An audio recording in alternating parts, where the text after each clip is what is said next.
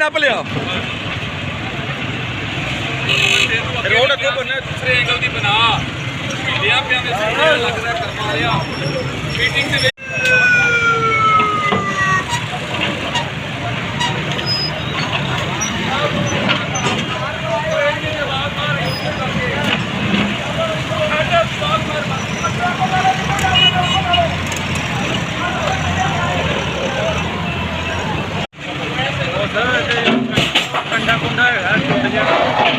टूट जाए हम से क्या हो